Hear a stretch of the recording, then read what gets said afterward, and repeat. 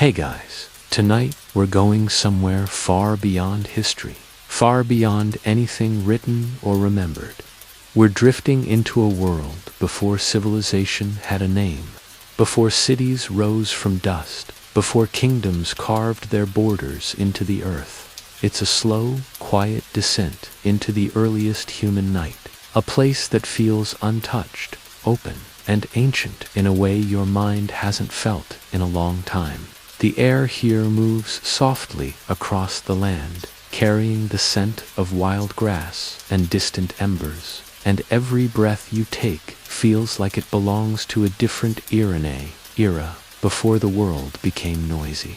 As you take your first gentle step forward, the ground feels cool and untouched beneath your feet. There are no roads guiding you, no walls blocking your view, just a vast open horizon stretching out like a canvas, waiting for the first brushstroke of humanity. The sky above you is deep and endless, scattered with stars so bright they almost hum with an ancient warmth. Their silver light spills across the ground in thin streams, illuminating the path that no one has walked yet, but somehow feels familiar, like your soul remembers walking here long before your body ever existed.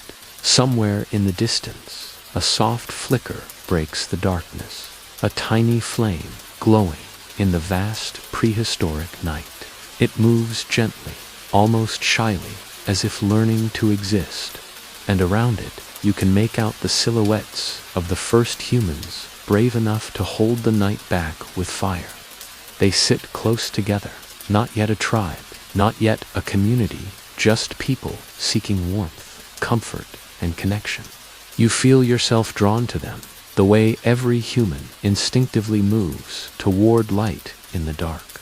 When you get closer, their faces come into view, calm, thoughtful, softened by the golden glow of the flame. They don't speak much, but their silence feels peaceful, not empty. It's the kind of silence that teaches you something without using words. They watch the sparks rise slowly into the sky, as if those sparks carry their hopes upward. Every crackle of the fire sounds like a tiny discovery, a small victory against the cold night. Behind them, the land stretches endlessly, rolling hills, swaying grass, and shadows that look like sleeping mountains. The world isn't divided yet. There are no borders, no kingdoms, no battles, just a planet, waiting, breathing, resting in its natural rhythm. You can smell the mix of earth and smoke, a scent so ancient that it feels like a memory trapped deep inside humanity itself. You breathe it in, slow and gentle, letting it settle into you like a forgotten truth. And for a moment, everything becomes still. The fire glows softly, the stars shimmer, the wind brushes past like it's greeting an old friend. Here, in this untouched cradle of time, you can feel the very first spark of human togetherness, the moment where survival started turning into community, not with rules, not with walls, but with warmth, shared in the quiet of the earliest night. You step away from the small circle of early firelight, letting the warmth fade slowly from your skin as you walk deeper into the open, prehistoric night. The ground beneath you feels smoother here, shaped not by footsteps, but by the quiet patience of nature itself. Every blade of grass seems to sway in its own slow rhythm, whispering stories in patterns even the earliest humans never learned to read. You keep moving with a gentle, unhurried pace, as if the earth has all the time in the world, because it does. The air grows cooler, brushing softly against your arms, and the sky stretches wider above you, so full of stars it looks like someone scattered glowing seeds across a cosmic field.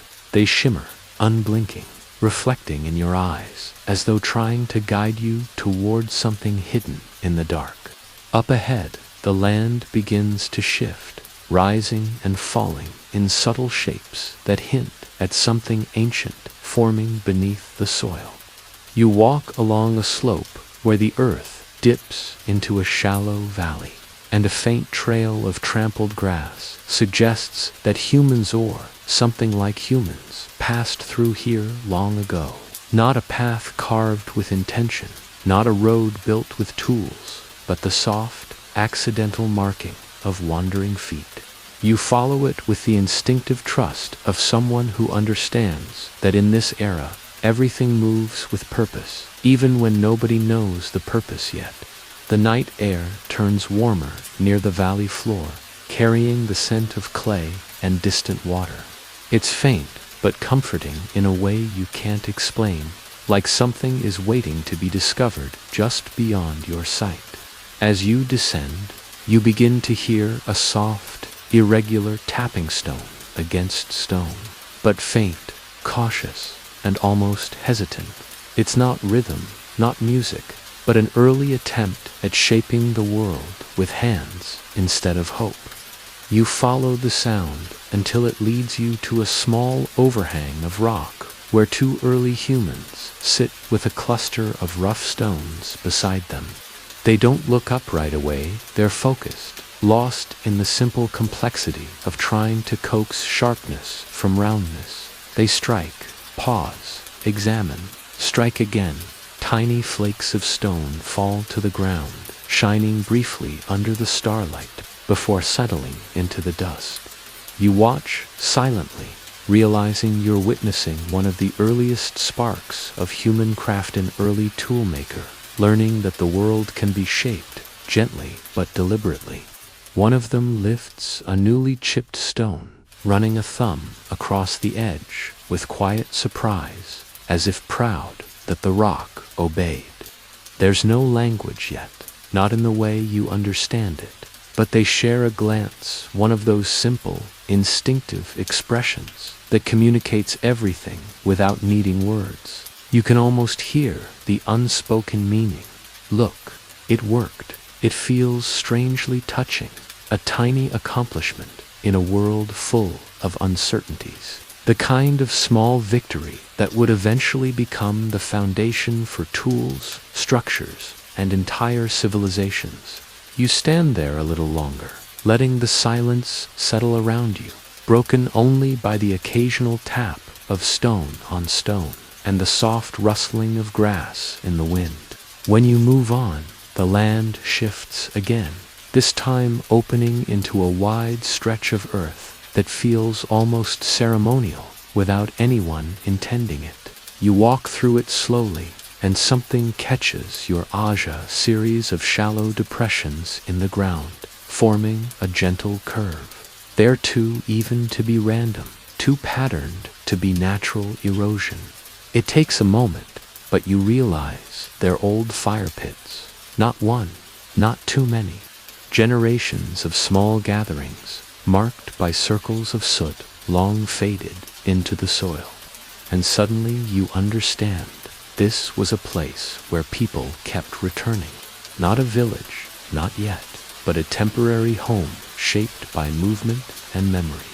A place where early humans sat together, shared warmth, exchanged glances that carried more meaning than their barely formed words, and watched nighttime animals wander cautiously near the glow of flames. Walking through the faint remains of these fire circles feels strangely emotional, like drifting through the echoes of laughter you can't hear but somehow feel in your bones.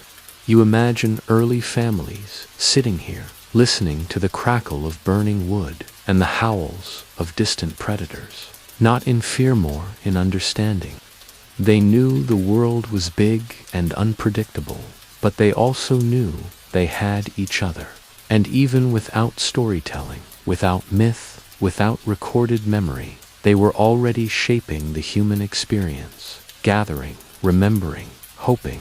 The fire pits tell you that community didn't start with houses or walls. It started with warmth, shared in dark nights when survival felt uncertain. You move farther, and the earth begins to rise again, forming a gentle ridge.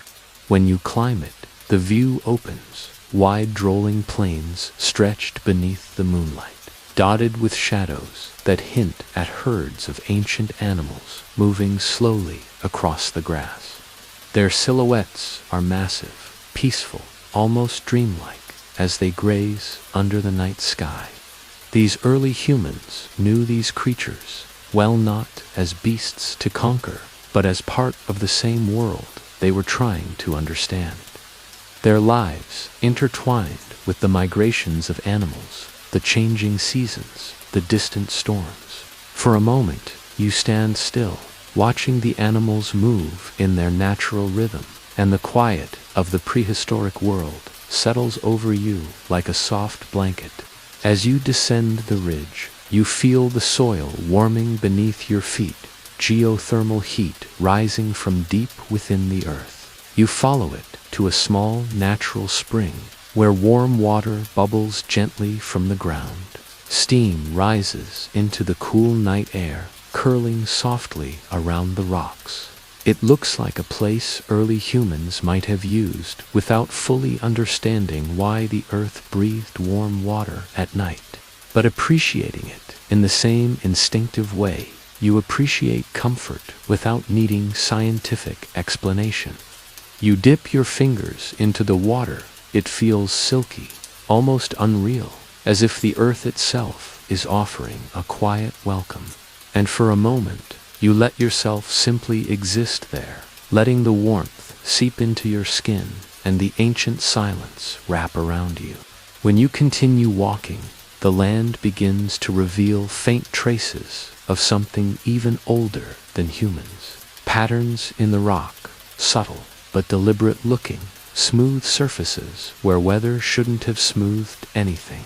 This is where your mind begins to drift into that soft, sleepy curiosity, the kind that wonders if early humans noticed these shapes too. Archaeologists still debate whether some of these formations were natural or shaped by hands long before our species arrived. You touch the stone gently, feeling grooves that almost look intentional. Maybe they were, maybe they weren't. The truth is lost in the deep folds of time, and in moments like this, the mystery feels comforting rather than confusing.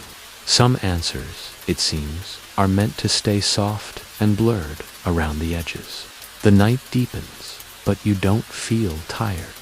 Instead, you feel quiet, peaceful, the kind of relaxed stillness that only comes when the world around you moves slowly enough for your thoughts to finally stop racing. You walk with a gentle rhythm, your footsteps blending into the soft earth, and every part of the landscape seems to whisper something: stories without words, lessons without rules, memories without names. You can sense how the earliest humans might have felt walking through nights like this. Small, but not powerless. Uncertain, but not afraid. They didn't rush. They didn't overthink. They simply existed, moment by moment, learning the world, one quiet step at a time. Somewhere behind you, the stone toolmakers are still working. Somewhere ahead, a new dawn will rise over a world that hasn't yet learned the concept of time. But right now, in this exact moment, between darkness and discovery, you feel the gentle heartbeat of early humanity guiding you deeper into the ancient earth, one silent breath at a time. You keep walking until the land begins to change again, the ground growing firmer beneath your feet, as if something old and waiting rests just beneath the surface. There's a faint roughness in the soil now, tiny flecks of broken stone scattered like crumbs left behind by time itself. Each step sends a soft crunch into the night air, quiet but deliberate, like the earth is acknowledging your presence. When you look ahead, you notice the texture of the land shifting into patterns, lines, curves, small rises that don't quite match the natural flow of wind-shaped hills. You slow your pace without really meaning to, sensing that you're approaching a place early humans treated with a mixture of curiosity and cautious respect, long before anyone understood why certain places felt different. As you move closer, moonlight slips across the ground and reveals something unexpected. Ancient posts. Not wooden posts. Those would have vanished long ago, but the faint circular depressions where wooden pillars once stood. A ring of them, wide and patient, etched into the soil like ghostly reminders of a gathering place older than any story you've ever heard. You walk into the center without a sound, the night settling softly around you as if even the stars understand this was once a place for watching.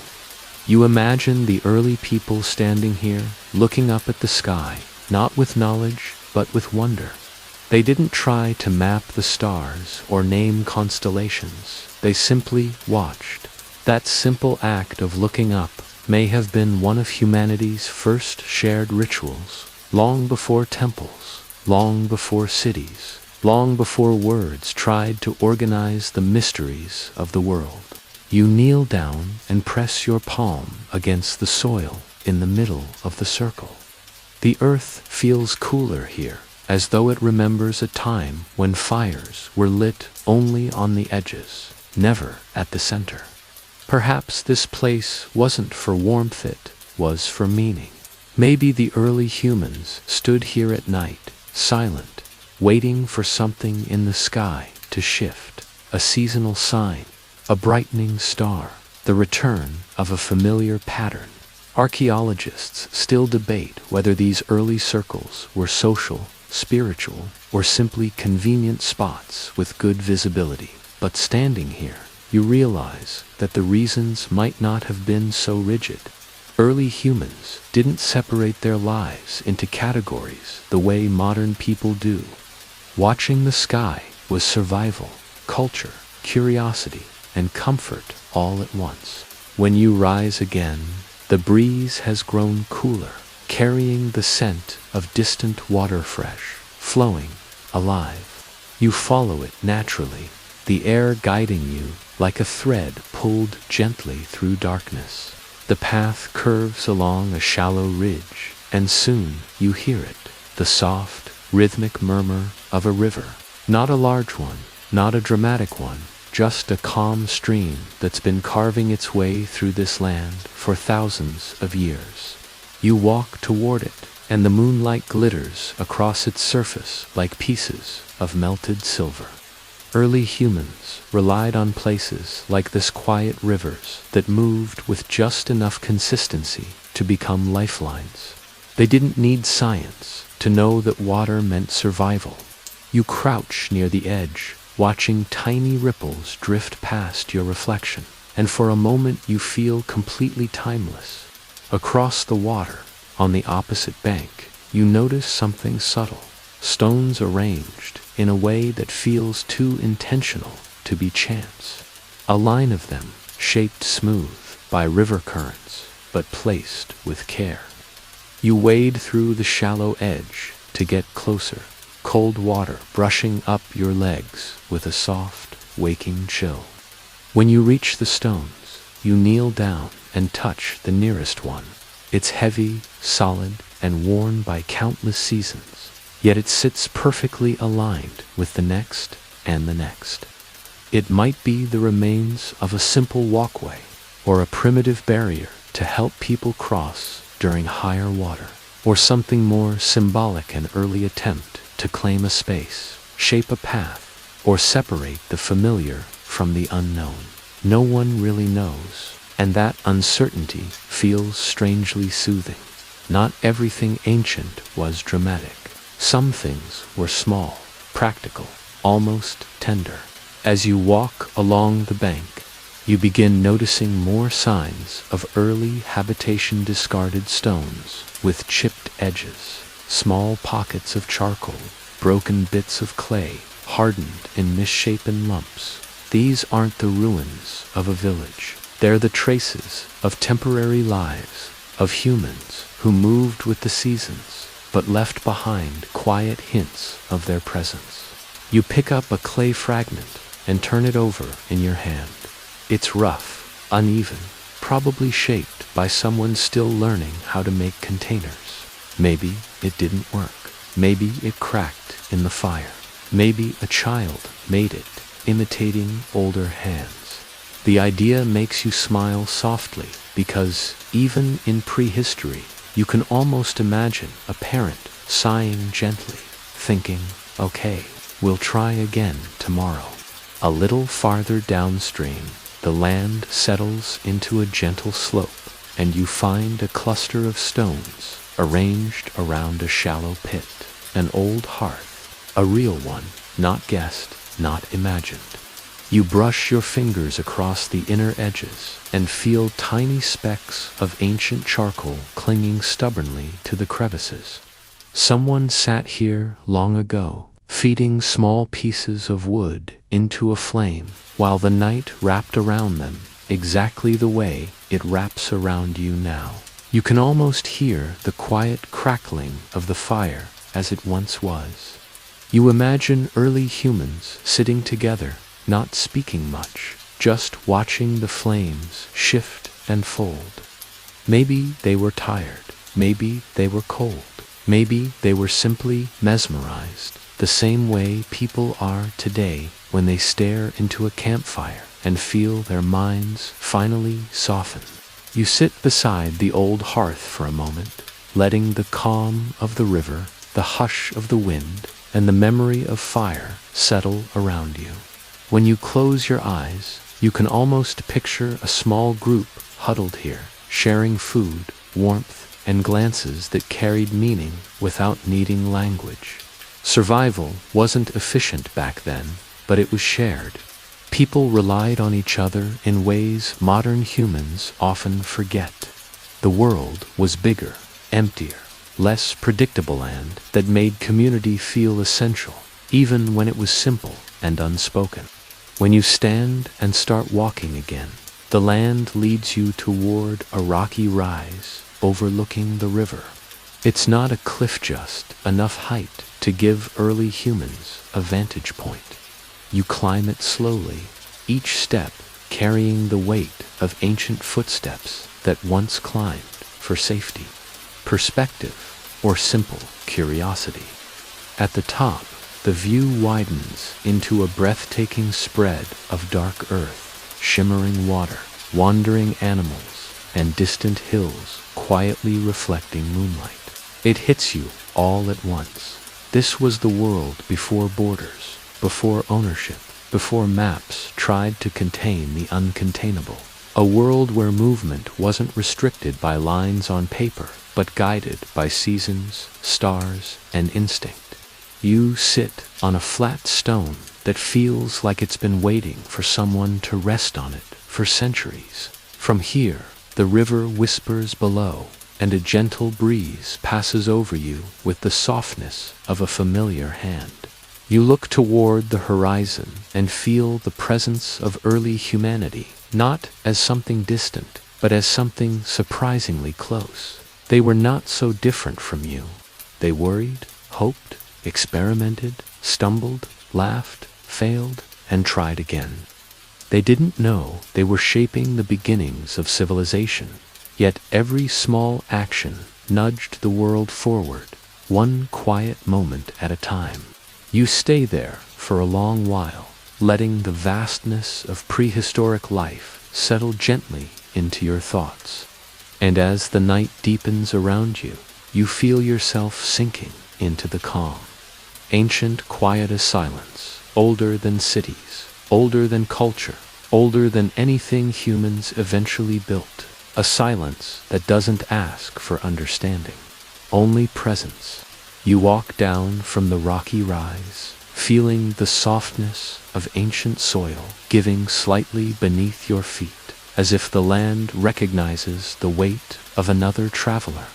The night air is cooler here, wrapping around you with a gentle calm that makes every breath feel slower, deeper, a little heavier in the most comforting way. The river stays behind you, whispering quietly into the darkness, But now the land ahead widens into a broad, open stretch that feels almost ceremonial. The earth flattens so evenly that it almost seems deliberate, like early humans once cleared it.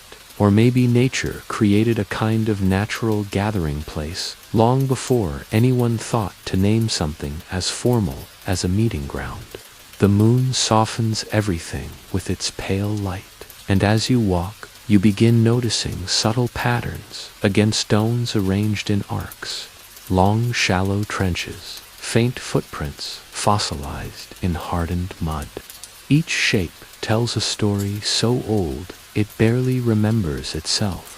You crouch near the first set of footprints. There are larger ones and smaller ones, all preserved in the earth, like imprints left by people who simply wanted to move from one place to another. You place your hand gently near the smaller print and imagine a child running across this open plain, chasing a sibling, or maybe just chasing a moment of pure curiosity. These were not people trapped in survival every second of their lives. They played, they laughed, they wandered simply because wandering felt good. And somehow, these footprints survived long enough for you to find them. You rise again and keep walking, drifting into an area where the air feels slightly warmer. A faint scent of earth and heated stone lingers, and the ground becomes uneven, dotted with dark openings, shallow depressions in the shape of ancient fire pits. Some are large, some small, some arranged in neat clusters, as if families once cooked together here. You kneel beside one and brush away a thin layer of dirt. The surface underneath is darkened by old soot, the faintest memory of flames that warmed hands, roasted roots, dried meat, or simply gave comfort to people who didn't yet know what the future would demand of them.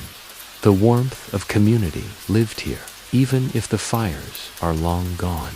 A soft breeze passes through the open field, stirring loose grass and sending a quiet rustle across the land like a low, ancient whisper. You keep walking through this whisper, feeling the presence of people who used to gather here at dusk, sharing stories, not with words, but with gestures, glances, and the rhythm of the night sky. Maybe someone learned to spark fire here. Maybe someone taught a child how to shape flint. Maybe someone quietly mourned a loss or celebrated a birth. None of it is recorded, but the land remembers. It always does. As the field begins to narrow, you notice something unusual. Long, parallel lines etched into the earth, barely visible unless the moonlight hits them at just the right angle. You follow them with slow, careful steps, realizing they might be remnants of early paths routes, walked so many times that the soil changed forever under human feet. These were not roads in the modern sense. They were simply the places where footsteps naturally aligned, generation after generation, turning, wandering into direction without anyone needing to plan it. You step into one of these paths and feel a strange familiarity, as though you're walking in someone else's memory. The path leads you toward a low ridge of stones. They're arranged in a rough oval shape, broken in places, covered in moss and dirt, but undeniably human-made. You lift one gently and find the underside smooth, shaped intentionally by someone's hands thousands of years ago. This could have been the foundation of a shelter, maybe a simple structure of branches and hides resting on these stones. Or it could have been a place for storage, keeping valuable seeds or tools safe from animals. Archaeologists still argue about these oval formations, unsure whether they were houses, communal spaces, or something more ceremonial. The truth has been quiet for too long to answer clearly, but you can almost imagine the soft rustle of early shelters shifting in the wind. You walk into the center of the oval and pause. The ground is slightly depressed, and the earth has a compacted feel beneath your feet, as if countless footsteps once pressed into this very spot. You close your eyes and imagine it, a small cluster of humans settling down for the night, arranging their simple belongings, maybe keeping a small fire glowing near the entrance. You imagine the sound of quiet breathing in the dark, the rustle of animal skins, the low hum of insects, the distant calls of night creatures. In this moment, you're not looking into the past, you're stepping directly into it, letting the echoes of early human life blend with the stillness around you. When you leave the oval and continue walking, the land gently rises again, leading you toward a broad overlook that spreads into a valley bathed in moonlight. From the ridge, you see shapes that fade into each other, clusters of stones, fallen branches, winding trails, and dark patches of earth that might be old gathering spots. It's not a village, it's not a settlement, it's something in between, the early spark of humans learning how to stay in one place a little longer than before, balancing between nomad and neighbor. You breathe in deeply, feeling the cool night air fill your lungs, and the valley feels like a cradle of beginnings. As you descend into the valley, the scent of damp soil grows stronger, and the ground softens again. You find yourself standing near another cluster of shaped stones, this time flatter, arranged side by side with curious precision. You crouch down and slide your hand across them. These stones look like early grinding surfaces, places where someone crushed seeds or softened plants. A small scatter of worn pebbles nearby suggests they were used as tools. You can picture the quiet motion of grinding, slow, repetitive, almost meditative, turning raw plants into something edible or useful. It wasn't a grand invention, but it was one of the first true steps toward settled life. A few steps farther, you notice small mounds rising from the earth, covered in tall grass. You push the grass aside and discover clusters of bones, animal bones, carefully placed, not scattered by predators. Some are arranged in patterns, circles or arcs that look intentional. Archaeologists still wonder if early humans made offerings here or simply stored bones to use as tools later. The reasoning is lost to time, but the placement feels deliberate, respectful even.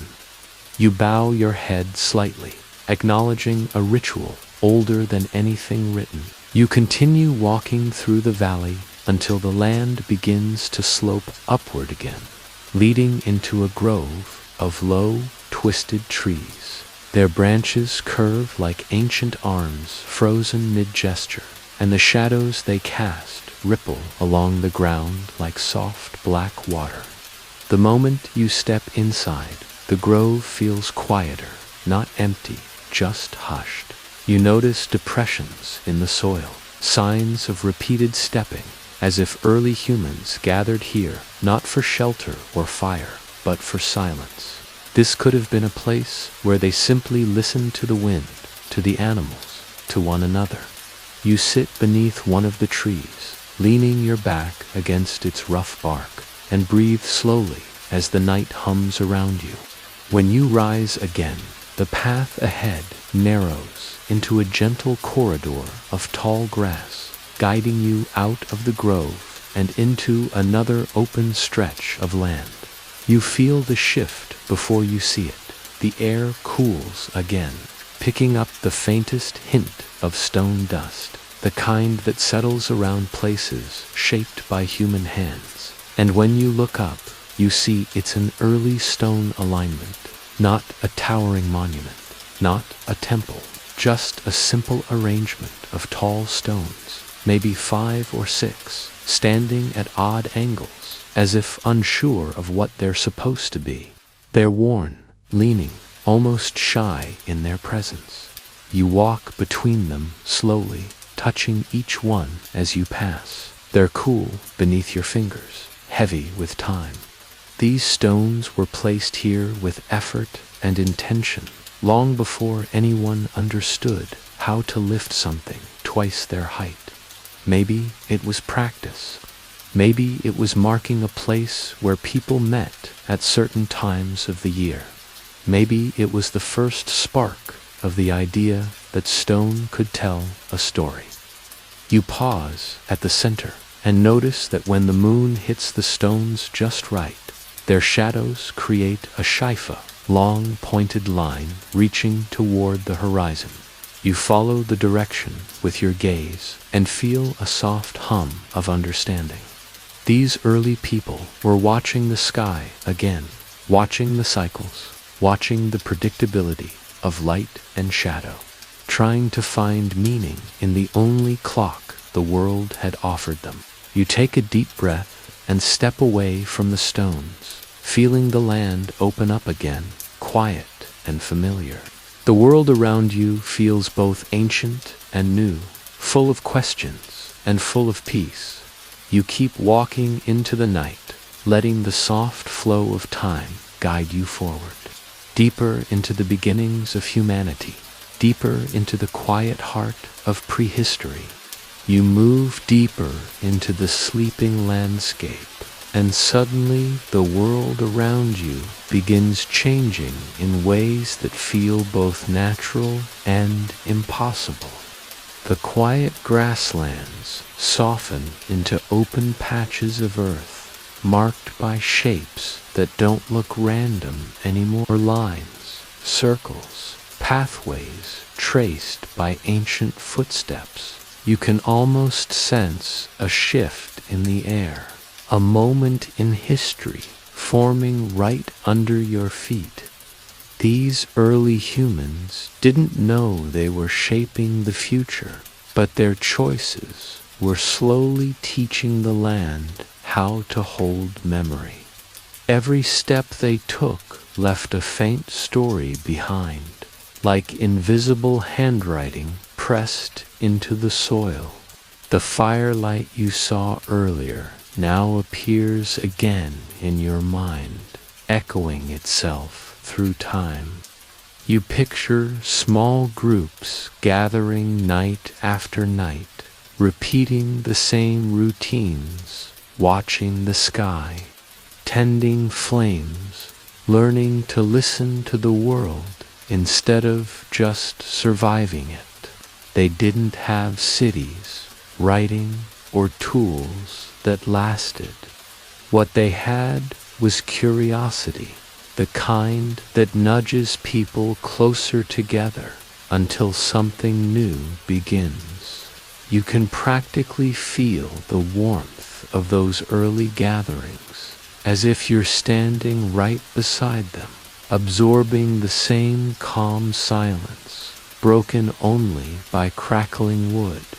As you drift along this ancient trail, you start noticing hints of intention stones placed in ways that suggest direction, patches of cleared ground, and smooth pathways that weren't carved overnight. Nothing about this world feels rushed. Every discovery feels quiet, slow, and deliberate, like the earth itself was learning to breathe with its new inhabitants. These weren't cities, not yet. They were the earliest whispers of community, tiny seeds planted in the soil of possibility. A soft wind moves through the open land, brushing past you gently, carrying the lingering smell of smoke and wild grass. For a moment, it feels like the world is trying to tell you something, not with words, but with presence. The night sky above stretches wider than the imagination, shimmering with stars that these early humans studied long before they ever gave them names. Their entire world was a classroom with no walls, no boundaries, just endless sky and endless questions.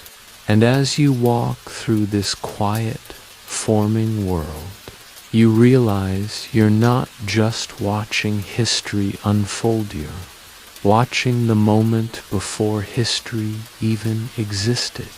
A moment when humanity wasn't building empires, but simply learning how to belong to the earth, and how the earth could belong back to them. The landscape begins shifting again, and as you drift farther into the night, the soft glow of an ancient dawn touches the edges of your imagination. You're still wrapped in darkness, but now there's a subtle warmth rising from the horizon, as if the world is preparing for its first quiet breath of morning. The early people you've been following wouldn't have called this sunrise. For them, it was simply the moment when the sky began to forgive the night. You can almost feel their anticipation, a gentle, shared awareness that light is returning, guiding them toward possibility. In this faint glow, shapes begin appearing around you, outlines that reveal more about the world these humans were creating without even knowing it. You see places where they gathered stones into circles, perhaps to mark where they slept or where they kept their fires alive. You notice the ground smooth in certain areas, worn by countless footsteps, moving the same way day after day. These subtle patterns are the fingerprints of an emerging lifestyle, nothing formal, nothing planned, but undeniably meaningful. As you move slowly between these traces, a picture forms of how their nights must have felt. Families or small groups huddled close together, sharing warmth, sharing stories without words, learning the language of gestures, firelight, and silence. Their world didn't have noise the way yours does.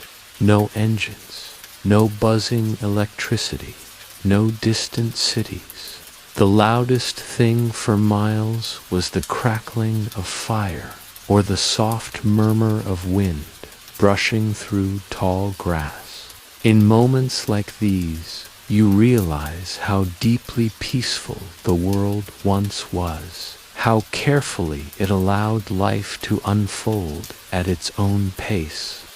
You imagine the first hunters preparing for the day, stretching sleepy limbs, observing the sky as if it held answers.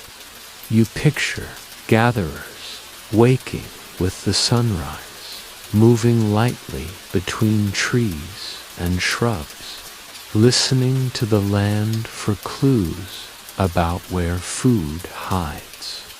These rhythms were not tasks, they were survival, woven into ritual, repeated so often that they became a quiet dance between human and earth. Everything was connected, and everything depended on listening. A deeper understanding settles in your chest as you drift through this awakening world. Civilization wasn't built in a moment, or even in a generation. It began with mornings like this, slow, gentle, unremarkable. It began when humans first felt safe enough to stay in one place long enough to make the ground familiar. The seeds of villages, towns, and cities were planted not by kings or architects, but by ordinary people watching the sunrise, choosing to remain near each other night after night. And as the horizon continues to brighten in your mind, you feel yourself moving with the same quiet certainty they once felt, a sense that something new is forming, something fragile but promising. You're witnessing the earth learning to carry human footsteps, and humans learning to trust the earth in return. As the soft memory of early dawn drifts behind you, the landscape begins to settle into something gentler, something older, as if the world is letting you into a chapter it normally keeps folded away. You walk a little further, though it hardly feels like walking. It feels more like you're being carried by the quiet, drifting through a valley that looks untouched, but still carries the weight of footsteps from thousands of silent mornings. The ground is cool under you, textured with stones that have been smoothed not by tools, but by time itself. Long before humans figured out the idea of paths, time was already carving them. In this calm place, the air feels heavier with meaning. You sense that something important happened here, not because of grand monuments or carved stones, but because of the subtle order of the land. There's a clearing up ahead, wide and surprisingly flat, the kind of place where a group of early humans might have gathered. Not for ceremony, they didn't yet have words for belief or ritual, but out of instinct, the instinct to share warmth, food, and the comfort of not facing the world alone. You can almost hear soft footsteps arriving from different directions, carrying the scent of smoke, earth, and freshly crushed grass. You imagine them settling down, forming a loose circle the way humans still do today, even without realizing it. Circles make us feel safe. Circles allow every face to be seen. Perhaps that's why early humans returned to this place night after night. Not because they claimed it, but because the land welcomed them. The tall reeds along the edges swayed like gentle watchers. The earth was soft, warm in the day, and cool at night. A nearby stream offered water. Everything about this space whispered, "Stay a little longer." As you drift deeper into this unformed world, you feel the stirrings of the first shared ideas, tiny sparks of understanding passed not through language but through imitation. You picture one person cracking a nut in a new way, and others watching closely, curious, quietly copying, until the act becomes normal and then becomes tradition. You picture someone arranging stones into a ring around the fire, simply to stop the flames from wandering, and suddenly others begin doing the same. Without realizing it, they were inventing patterns humans would carry for thousands of years. You find a strange comfort in how small these beginnings were. Civilization didn't explode into existence, it whispered. It grew from moments so soft and subtle that you could have easily walked by without noticing. Yet here, in this imagined place, you can feel the weight of those early choices. One of the great truths of archaeology is that these places, these quiet, seemingly empty spaces often, hold the earliest signs of community. A single hearth, a pile of shared tools, an area worn smooth from people sitting together. These are the foundations of everything that came after, everything we now call history. As you stand in this open clearing, listening to nothing but the soft sighing of ancient wind, you can almost hear the past settling around you like a blanket. Time feels layered, here one thin sheet over another, stretching back farther than memory. You sense the presence of early humans waking from sleep, stretching, rubbing their eyes in the glow of early morning. You imagine them noticing you, not with fear, but with a sort of instinctive recognition, as if sensing that you, too, are part of the long chain of people who will someday tell their story. There's a calm humor in thinking about it. If you were actually here, in their world, you'd have absolutely no idea what to do. You'd probably stare helplessly at a stick and wonder how everyone else is turning it into a useful tool. You'd watch someone make fire and pretend you already knew how. You'd probably nod and smile a lot, hoping nobody expects you to hunt anything larger than a fruit. But in this dreamy, drifting version of the past, you don't need to survive, you're just observing, floating, understanding. As night deepens again in your imagination, early humans begin gathering once more. You see them place stones carefully around a fire that hasn't yet been lit, their hands moving with the confidence of practice. You watch someone, maybe a leader, though they wouldn't have had a word for that yet, strike flint against another stone until sparks leap into the dry grass. The first flickers of warmth rise up, and the group leans closer, eyes reflecting orange light. It's here that you witness something extraordinary, the first shared comfort, the first communal home. Even if they never built walls, the fire crackles softly, sending sparks upward like tiny wandering stars. Around it, people settle into familiar shapes. Someone uses a stone to sharpen a wooden point. Another person crushes roots with a rounded rock. A child watches the shadows dance. These gestures are ancient and ordinary, but together they form the earliest heartbeat of humanity, the moment when survival begins shifting into cooperation, when simple tasks become shared knowledge, and shared knowledge becomes culture. Archaeologists still wonder exactly when humans first began staying in one place long enough to form routines like this. They debate whether it happened quickly or gradually, whether it came from necessity or from a growing sense of comfort. But standing here in the soft glow of this imagined fire, surrounded by people who don't yet know they are shaping the future, the answer doesn't matter. What matters is the feeling, the quiet recognition that community starts long before farming, long before cities, long before writing. It begins with people choosing to face the night together. And as you watch the fire settle into steady warmth, you feel your own world quieting again. Your breath slows, your shoulders loosen. Something in you responds to this ancient scene, as if remembering a place you've never actually visited. The crackle of fire, the hush of wind, the soft murmur of early life unfolding it, all pulls you gently into a deeper calm. The past isn't far away.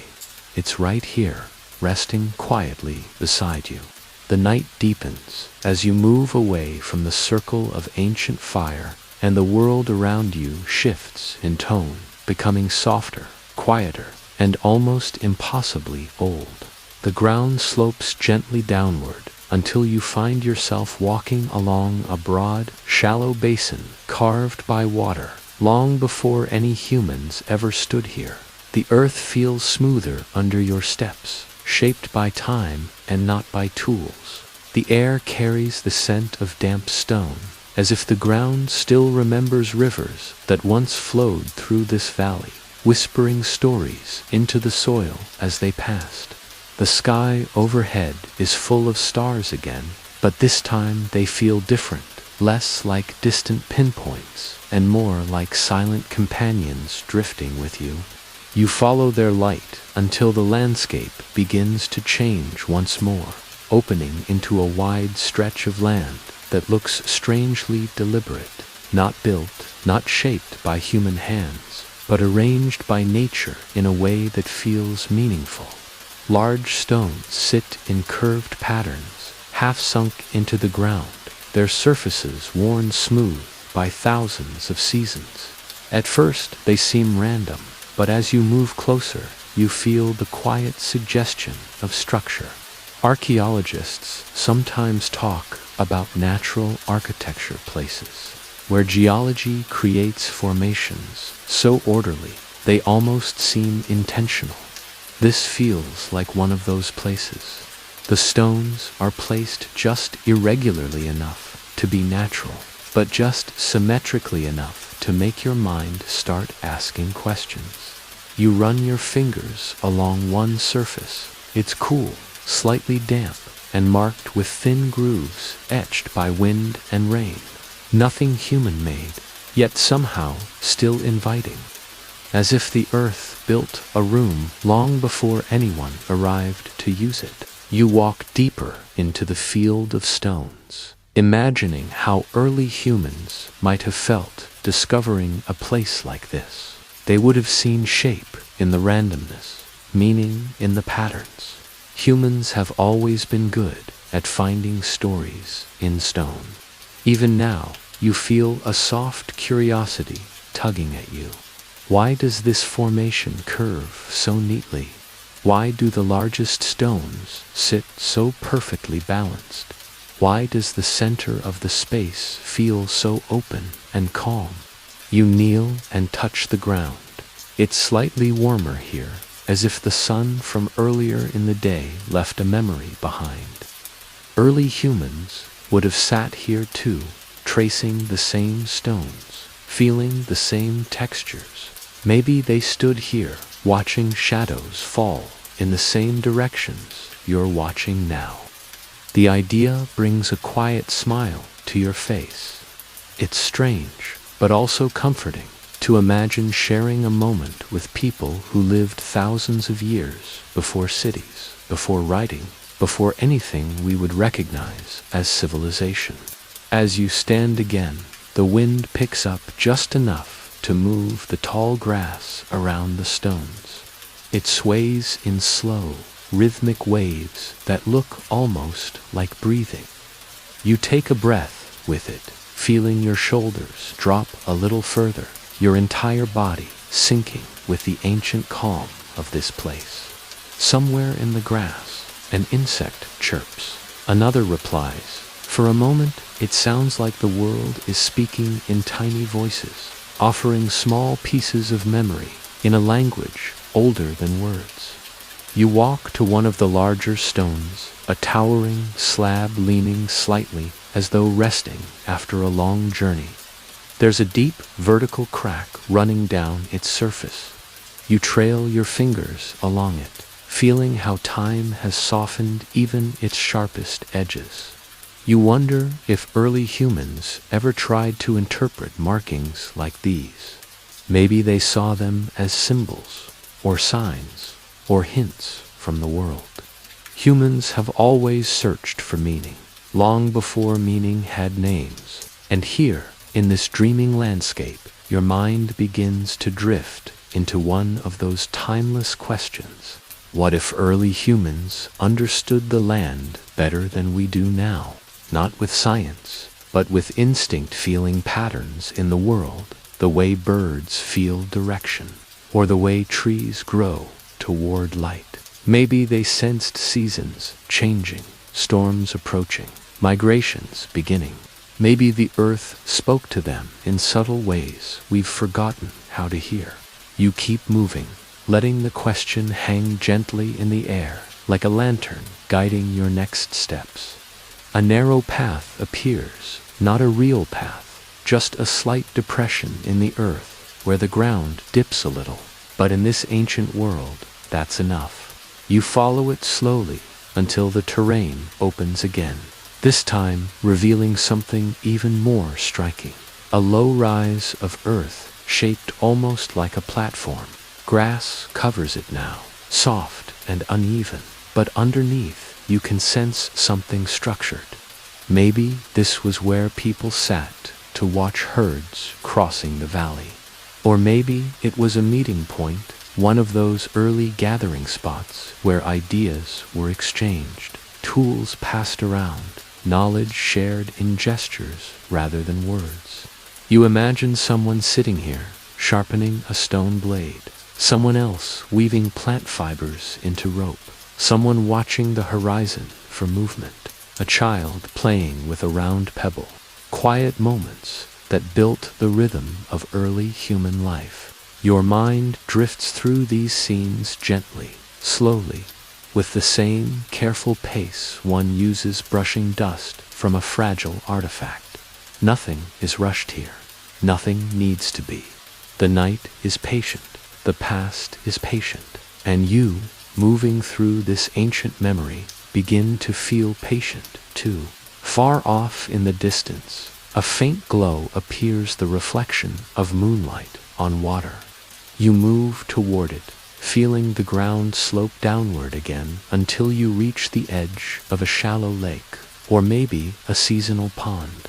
Its surface is still glass-like, undisturbed by wind. You crouch beside it and stare into the water. Your reflection blends with the stars above, making it look as though you're floating between two skies, one above, one below. It's easy to imagine early humans sitting here too, looking into the same still water, maybe wondering the same things you are now.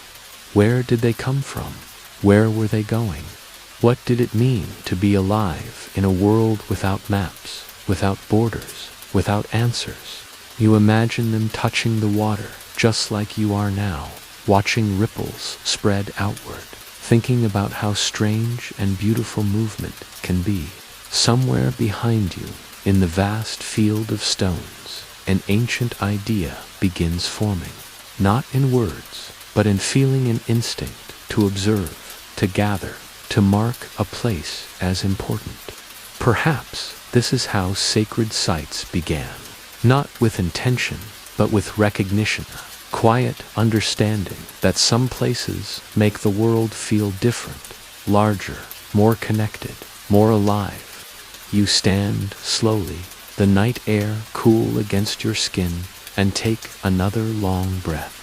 Every inch of this landscape feels like it's holding its own memory, not a memory of events, but of existence, of being a stage where countless quiet human moments unfolded long before anyone decided to record them. And as you continue moving through this soft, ancient dream, the world ahead feels both endless and familiar, like a path you've walked before in another life, or another version of you. You're not exploring the past now. You're drifting through the heartbeat of humanity before it even knew it had a story to tell. The night grows softer as you move farther into the ancient landscape, and the air begins to warm ever so slightly, as if the earth is exhaling beneath your feet. You feel that subtle shift, like a quiet welcome into a deeper layer of time. The ground opens into a gentle plain, spread wide and almost impossibly calm. The kind of calm that feels deliberate, as if history itself is stepping aside to let you pass. Your footsteps fall into a natural rhythm, unhurried and patient, matching the slow expansion of the darkness around you. You sense the landscape shifting toward something older, something worn down, not by human hands, but by endless seasons. Great stone shapes lie scattered across the plain, not in any recognizable pattern, but in a way that suggests age beyond imagining. They rise only slightly above the ground, rounded by countless years of wind and rain, their surfaces polished smooth by nature's long, gentle touch. You walk among them as if moving through the remnants of a forgotten dream. The air has a faint metallic scent iron in the soil, maybe mixing with the soft sweetness of nighttime grass. Every breath feels grounding, ancient, settling you deeper into a world that existed long before cities, before names, before anyone even thought to carve memory into stone. You step closer to one of the larger shapes, placing your hand on its curved surface. The texture surprises you. It's cool, but not cold, smooth, but not perfectly. It carries small dips and ridges, like the quiet breathing of the earth. For a moment, you imagine early humans standing here to thousands of years ago, touching this same stone with the same curiosity, wondering why it felt different from the others. Maybe they thought it was sacred. Maybe they thought it was alive. Or maybe, like you, they just felt a sense of calm in its presence. Archaeologists still wonder how often early humans attributed personality to the shapes of the land, the way a hill might look like a resting animal, or a stone might resemble a face softened by time. It's a kind of imagination that feels lost but not completely gone. You feel traces of it stirring in you now. A narrow stream appears ahead, reflecting starlight like a silver ribbon lying across the earth. You walk toward it slowly, the grass brushing against your legs in soft waves. The water moves only slightly, creating tiny ripples that spread outward in quiet, rhythmic circles. Kneeling beside it, you touch the surface with your fingertips. It's cool and smooth, and the reflection of the sky shimmers around your hand like pieces of a broken constellation. You imagine ancient travelers stopping at this same stream, cupping water in their hands, letting it run through their fingers. You imagine them watching their distorted reflections, perhaps wondering who they were before they had tribes, before they had stories, before the world decided to give them a place in history. You imagine how quiet their nights must have been. No engines, no lights, no distractions, just the soft conversations of water and wind. A gentle breeze lifts the hair at the back of your neck, and you stand slowly, letting your eyes adjust to the darkness again. The plain stretches far, dotted with sparse clusters of trees that lean slightly, shaped by years of persistent wind. Their branches sway softly, creating silhouettes that look almost like ancient hands reaching toward the sky. There's something comforting about it, as if the world is offering you subtle signs that you're moving in the right direction. In the distance, a faint reddish glow appears on the horizon, not fire, not settlement, but the quiet reflection of the moon's light on stone. As you approach, the land begins to rise into a gentle slope, and you find yourself climbing without even thinking about it. The ground becomes firmer beneath your feet, dotted with rocks that jut out like memories rising from the soil. At last you reach the top of the rise, and the view opens before you like a slow breath of the universe. You're looking at a wide expanse where flat stone slabs lie in a rough circle. They're fractured, tilted and uneven, but unmistakably deliberate. This is no natural accident. Someone placed them here long ago. Not recently, not in recorded time. Much, much earlier. You step into the circle, feeling the temperature shift ever so slightly, as if the air inside has its own memory. Some archaeologists believe early humans built simple gathering spaces long before they built shelters. A few stones, a cleared space, a place where the tribe could sit together, sharing warmth and stories. Maybe this is one of those places. Maybe it's older than anything written, older than any myth you've heard. You can't know for sure. No one can. You sit on one of the flatter stones. It's cool but stable beneath you. You let your hand rest on the surface, feeling the tiny grains of weathered rock press lightly into your skin. A faint hum of wind passes through the circle, swirling gently around your shoulders. You close your eyes for a moment, letting the sensation wash through you. It feels like stepping into the pause between breaths, into the space where the world holds still.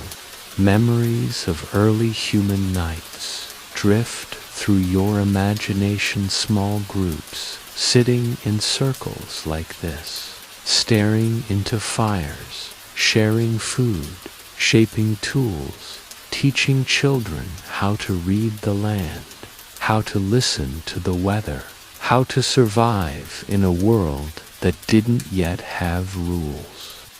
You picture someone telling a story, not with words, but with gestures, with sounds, mimicking animals, with movements of hands and shoulders, the kind of storytelling that existed before language, the kind of storytelling that lived in the body rather than the tongue.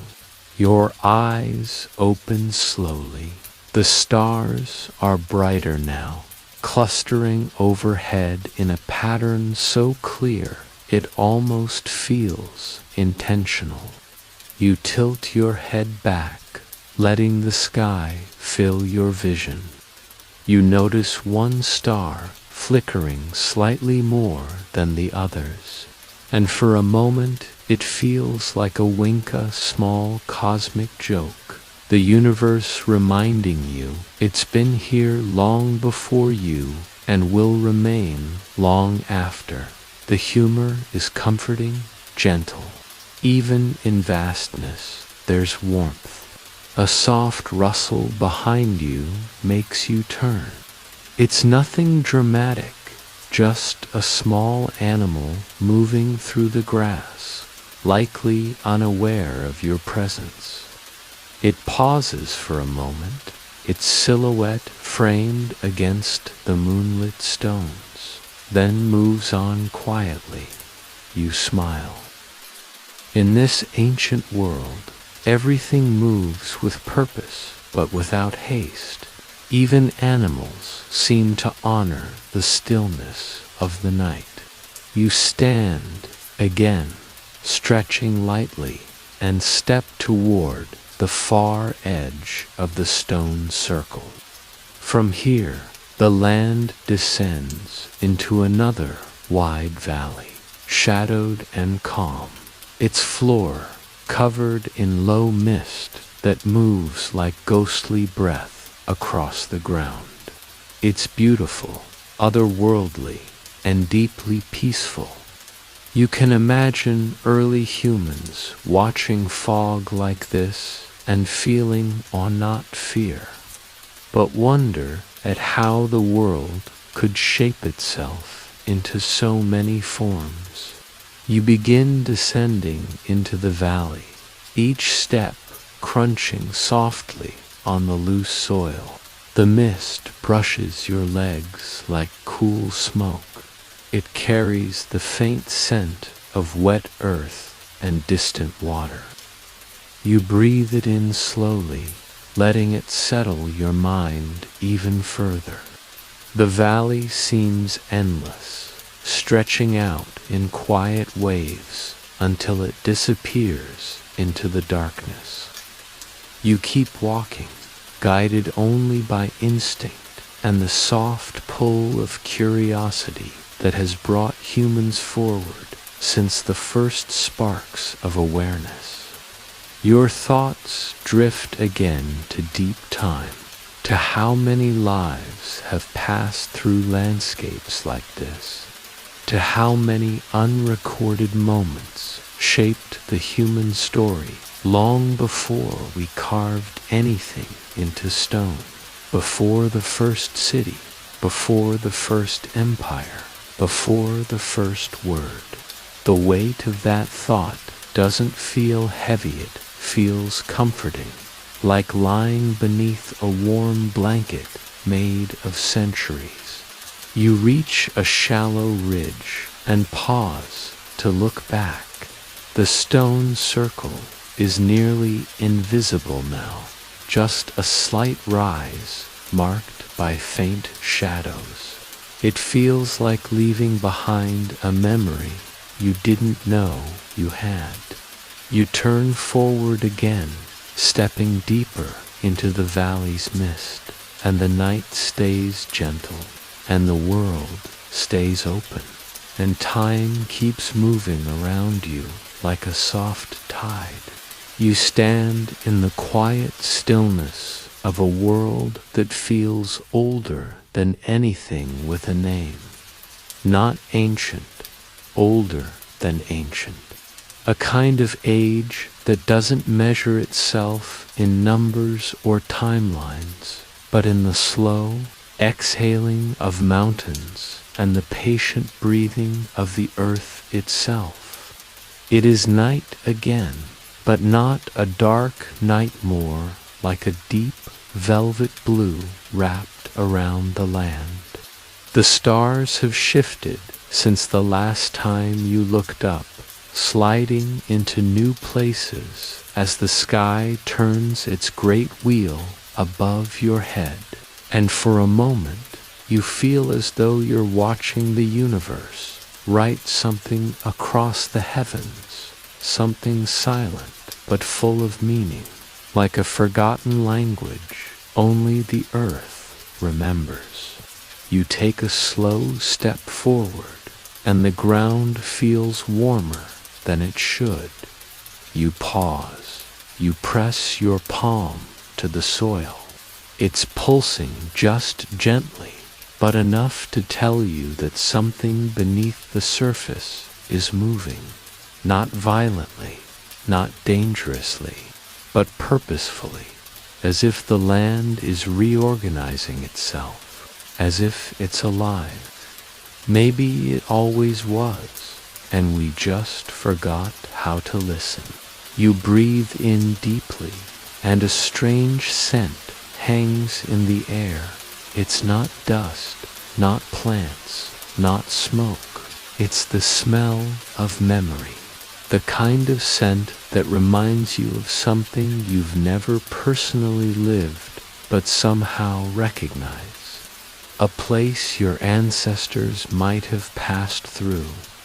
A story your bones remember, even if your mind does not. For the first time, you are aware that the earth has been watching everything long before humans ever opened their eyes.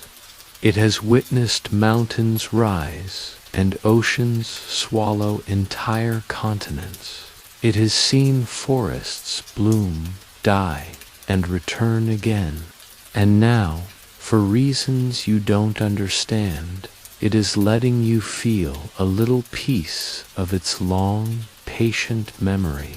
Ahead, the landscape begins to glow, not from fire, not from the moon, but from the earth itself. Lines of soft blue light curve beneath the surface, forming patterns that seem both natural and deliberate. They pulse gently, like veins of light moving through a sleeping giant. You follow them, drawn in by their slow, steady rhythm.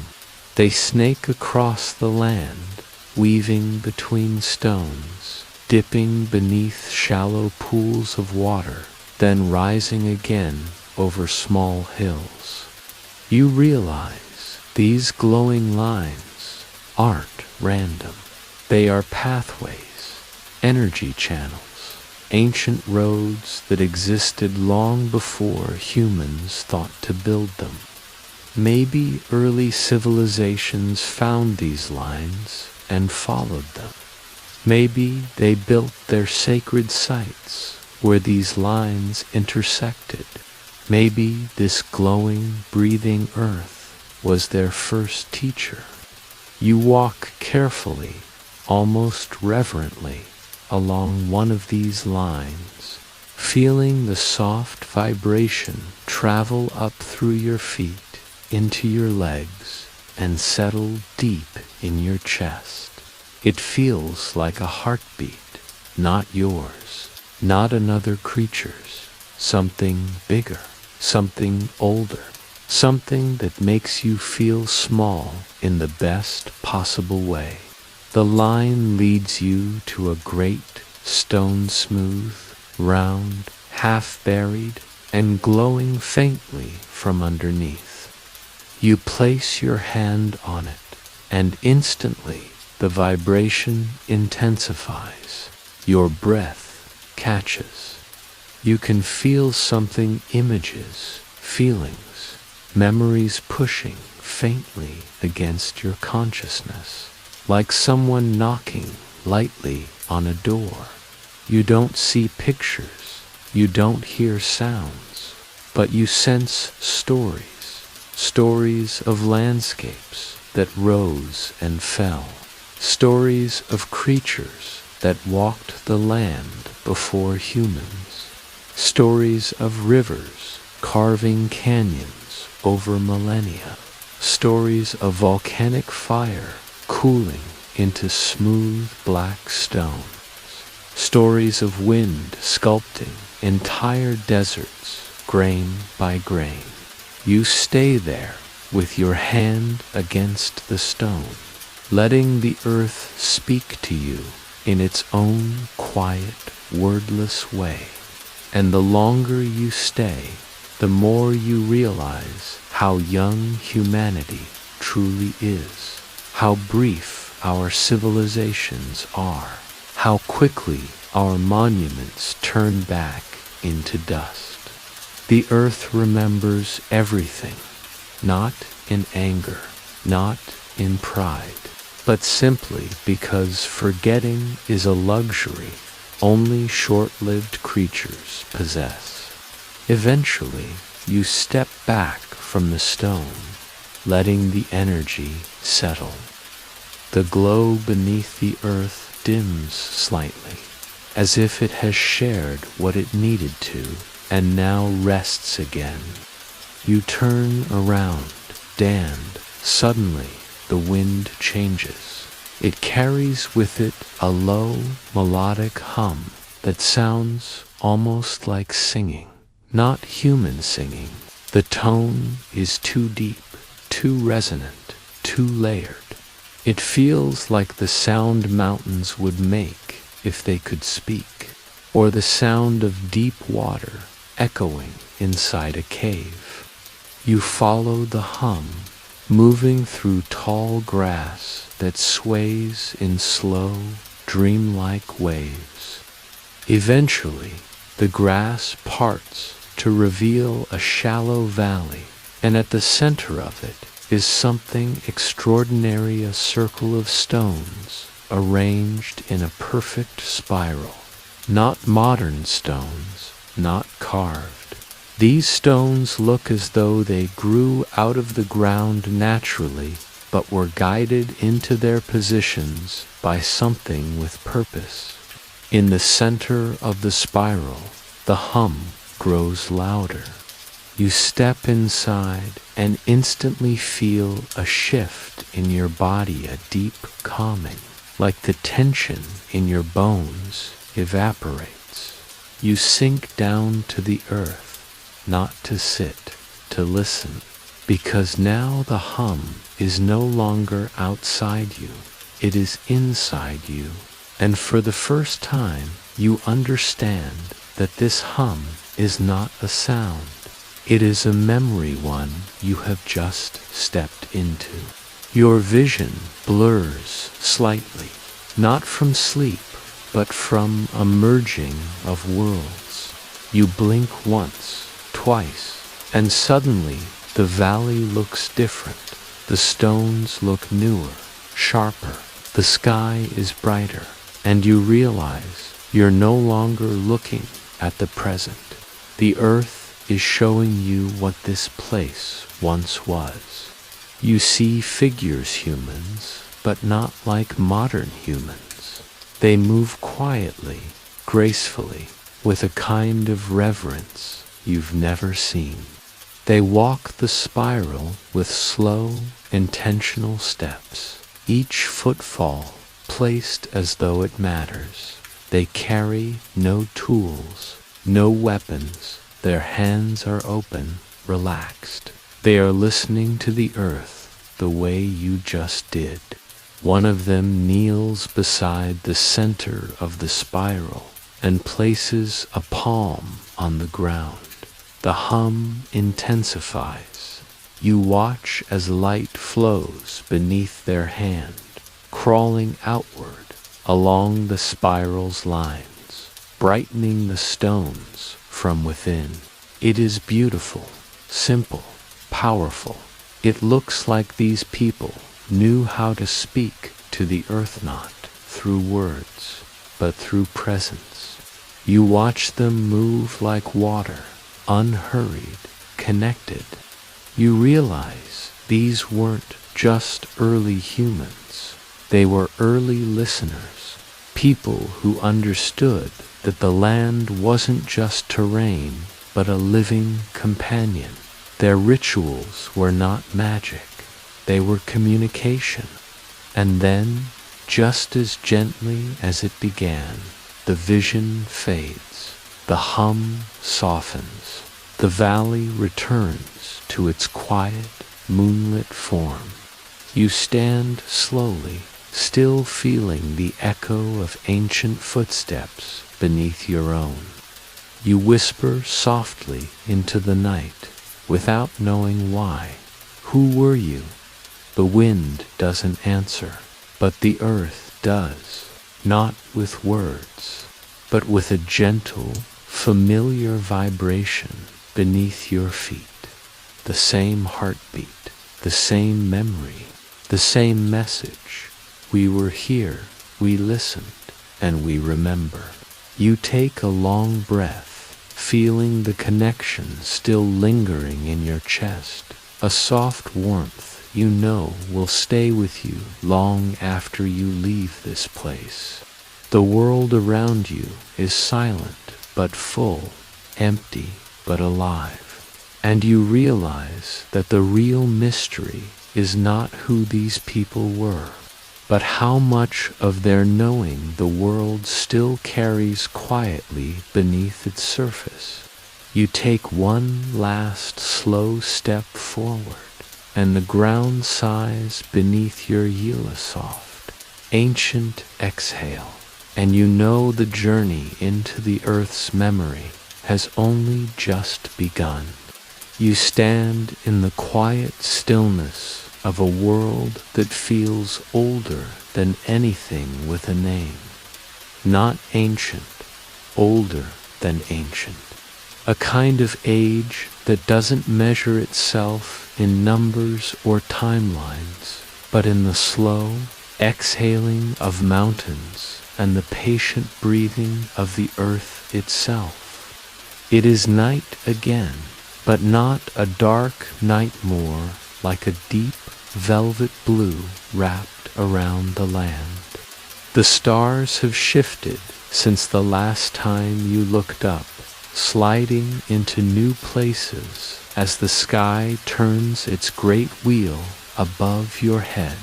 And for a moment, you feel as though you're watching the universe write something across the heavens, something silent but full of meaning, like a forgotten language only the earth remembers.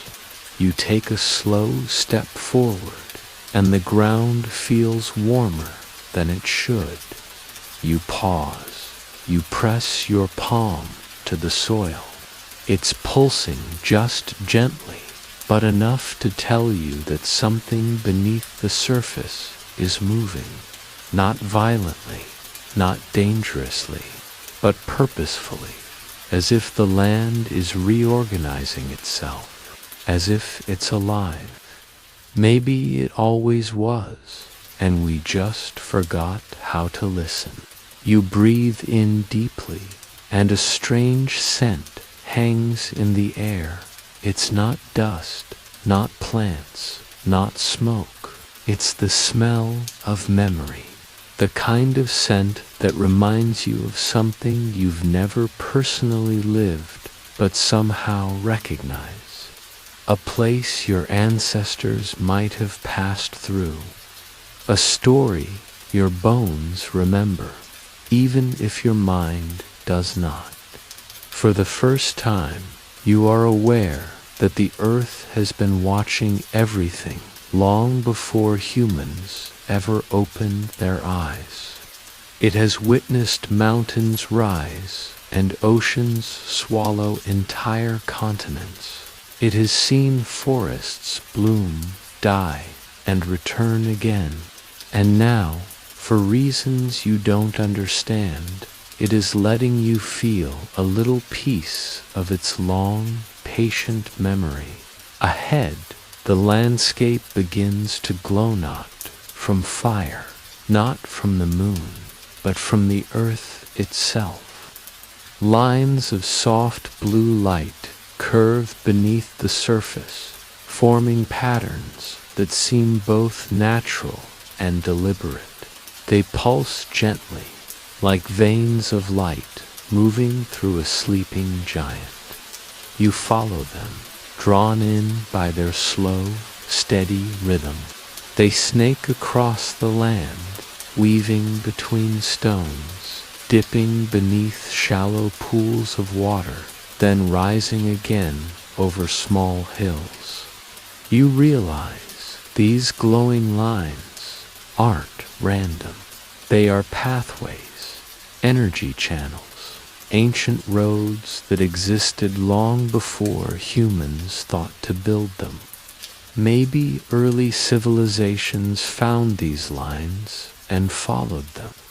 Maybe they built their sacred sites where these lines intersected. Maybe this glowing, breathing earth was their first teacher. You walk carefully, almost reverently, along one of these lines, feeling the soft vibration travel up through your feet, into your legs, and settle deep in your chest. It feels like a heartbeat, not yours, not another creature's, something bigger, something older, something that makes you feel small in the best possible way. The line leads you to a great, stone-smooth, round, half-buried, and glowing faintly from underneath. You place your hand on it, and instantly the vibration intensifies. Your breath catches. You can feel something, images, feelings, memories pushing faintly against your consciousness, like someone knocking lightly on a door. You don't see pictures, you don't hear sounds, but you sense stories of landscapes that rose and fell, stories of creatures that walked the land before humans, stories of rivers carving canyons over millennia, stories of volcanic fire cooling into smooth black stone. Stories of wind sculpting entire deserts, grain by grain. You stay there with your hand against the stone, letting the earth speak to you in its own quiet, wordless way. And the longer you stay, the more you realize how young humanity truly is, how brief our civilizations are, how quickly our monuments turn back into dust. The earth remembers everything, not in anger, not in pride, but simply because forgetting is a luxury only short-lived creatures possess. Eventually, you step back from the stone, letting the energy settle. The glow beneath the earth dims slightly, as if it has shared what it needed to and now rests again. You turn around, and suddenly the wind changes. It carries with it a low, melodic hum that sounds almost like singing, not human singing. The tone is too deep, too resonant, too layered. It feels like the sound mountains would make if they could speak, or the sound of deep water echoing inside a cave. You follow the hum, moving through tall grass that sways in slow, dreamlike waves. Eventually, the grass parts to reveal a shallow valley, and at the center of it is something extraordinary, a circle of stones arranged in a perfect spiral. Not modern stones, not carved. These stones look as though they grew out of the ground naturally, but were guided into their positions by something with purpose. In the center of the spiral, the hum grows louder. You step inside and instantly feel a shift in your body, a deep calming, like the tension in your bones evaporates. You sink down to the earth, not to sit, to listen, because now the hum is no longer outside you, it is inside you, and for the first time you understand that this hum is not a sound. It is a memory, one you have just stepped into. Your vision blurs slightly, not from sleep, but from a merging of worlds. You blink once, twice, and suddenly the valley looks different. The stones look newer, sharper, the sky is brighter, and you realize you're no longer looking at the present. The earth is showing you what this place once was. You see figures, humans, but not like modern humans. They move quietly, gracefully, with a kind of reverence you've never seen. They walk the spiral with slow, intentional steps, each footfall placed as though it matters. They carry no tools, no weapons. Their hands are open, relaxed. They are listening to the earth the way you just did. One of them kneels beside the center of the spiral and places a palm on the ground. The hum intensifies. You watch as light flows beneath their hand, crawling outward along the spiral's lines, brightening the stones from within. It is beautiful, simple, powerful. It looks like these people knew how to speak to the earth, not through words, but through presence. You watch them move like water, unhurried, connected. You realize these weren't just early humans. They were early listeners, people who understood that the land wasn't just terrain, but a living companion. Their rituals were not magic, they were communication. And then Just as gently as it began, the vision fades, the hum softens, the valley returns to its quiet, moonlit form. You stand slowly, still feeling the echo of ancient footsteps beneath your own. You whisper softly into the night, without knowing why. Who were you? The wind doesn't answer, but the earth does, not with words, but with a gentle, familiar vibration beneath your feet. The same heartbeat, the same memory, the same message. We were here, we listened, and we remember. You take a long breath, feeling the connection still lingering in your chest, a soft warmth you know will stay with you long after you leave this place. The world around you is silent but full, empty but alive, and you realize that the real mystery is not who these people were, but how much of their knowing the world still carries quietly beneath its surface. You take one last slow step forward, and the ground sighs beneath your a soft, ancient exhale, and you know the journey into the earth's memory has only just begun. You move deeper into the night, and everything around you feels quieter than silence itself, as if the world has forgotten to breathe for a moment.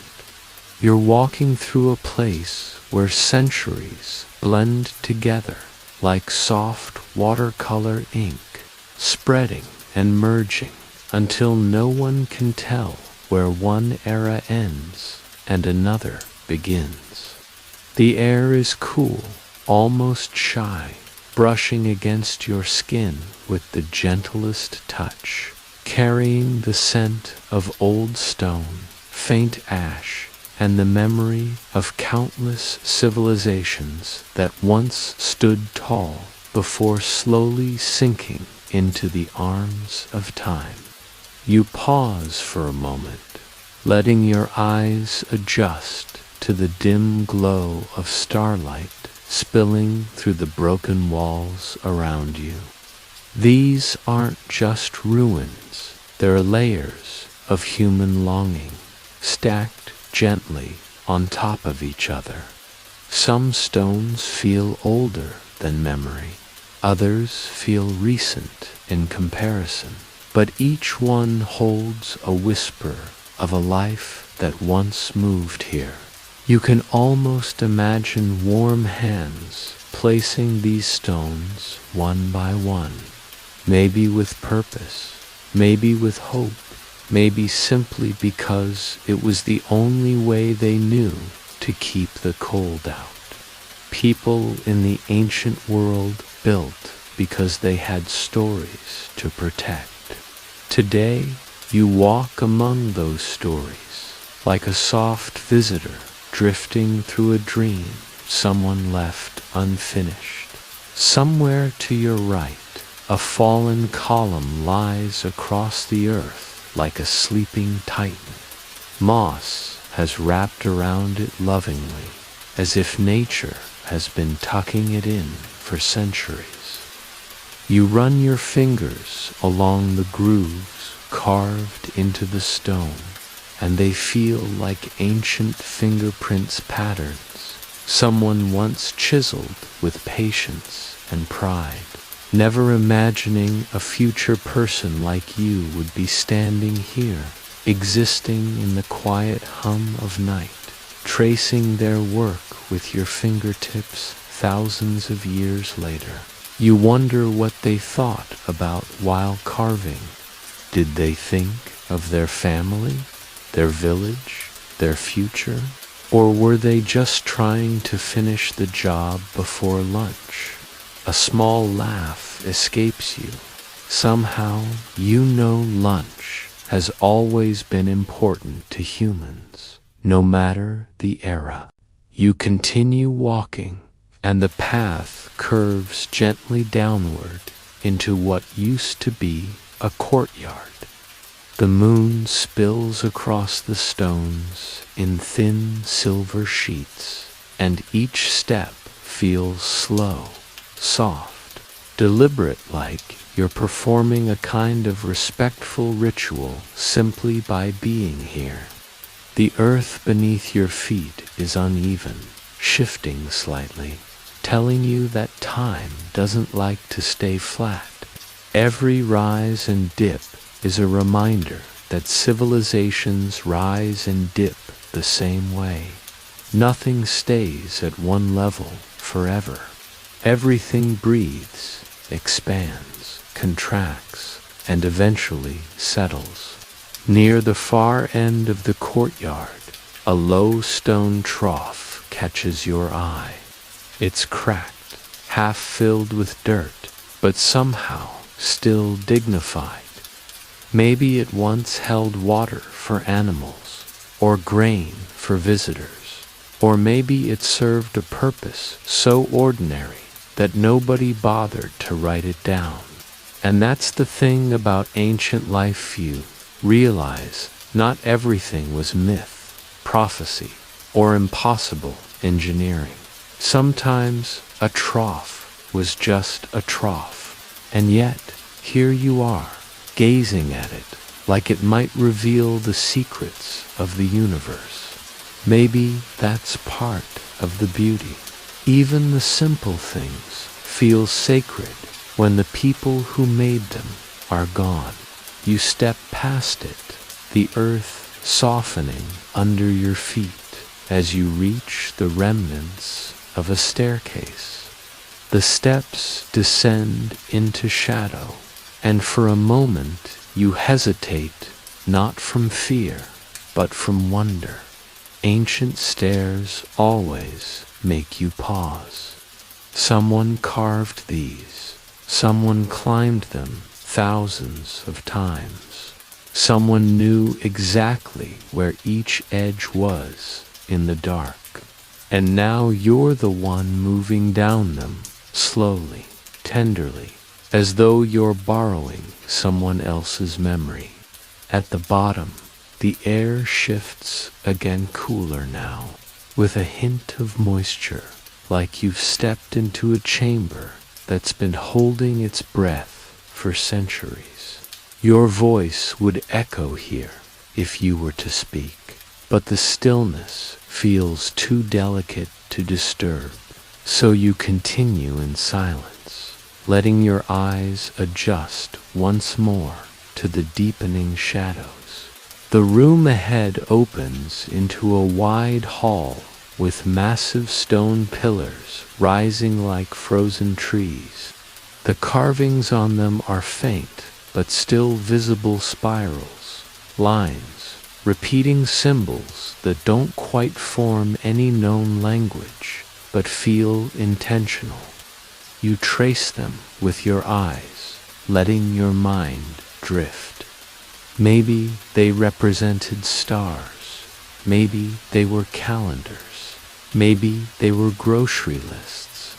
Archaeologists still debate these things, trying to interpret shapes made by hands that lived long before our alphabets existed. You smile at the thought. It's comforting to know that even experts look at ancient symbols sometimes and think, yeah, no idea.